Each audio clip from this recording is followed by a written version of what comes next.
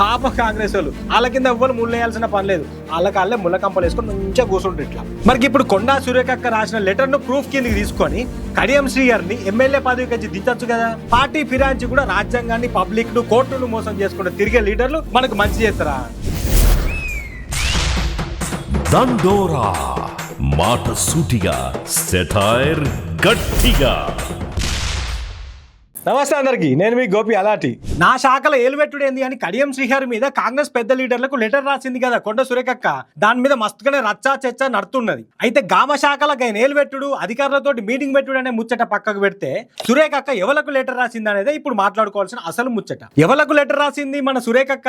రాష్ట్ర ముఖ్యమంత్రి అయిన రేవంత్ అన్నకు. ఏమని రాసింది?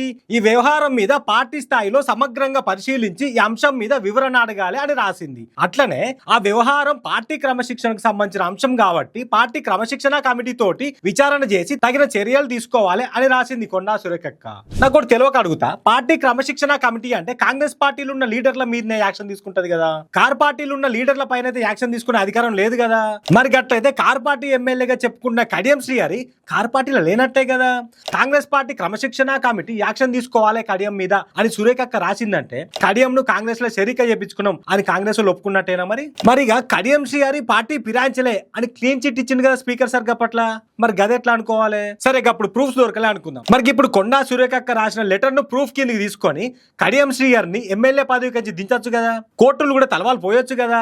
మేము ఎవరిని గుంజుకోలే, పార్టీ కండువాళ్ళు కప్పలే అని మీదికి చెప్తారు. మళ్ళీ ఇట్లా పార్టీ క్రమశిక్షణ కమిటీ అంటారు. పార్టీ ఫిరాయించి కూడా రాజ్యాంగాన్ని, పబ్లిక్ ను, కోర్టులు మోసం చేసుకుంటే తిరిగే లీడర్లు మనకు మంచి చేస్తారా అని అనబట్టిరు కొందరు రాజకీయ మేధావులు. కానీ చూసిర్రా, పాప కాంగ్రెస్ వాళ్ళు వాళ్ళ కింద ఎవ్వరు ముళ్ళేయాల్సిన పని లేదు. వాళ్ళ ముళ్ళ కంపలు వేసుకొని మంచిగా కూర్చుంటారు ఇట్లా. మళ్ళీ అది ముళ్ళ కంపన్న ముచ్చట కూడా వాళ్ళకి తెలియకపోవడం అదే గ్రేట్ వాళ్ళది అని చాలా మంది కరెక్టాలు ఆడతారు. మరి